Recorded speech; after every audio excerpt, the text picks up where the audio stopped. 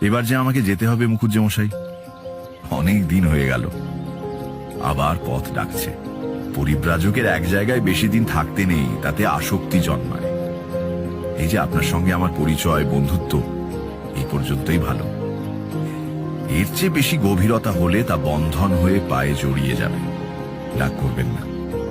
জীবনে কিছু কিছু ব্যাপার আছে যা রূঢ় হলেও সত্যি।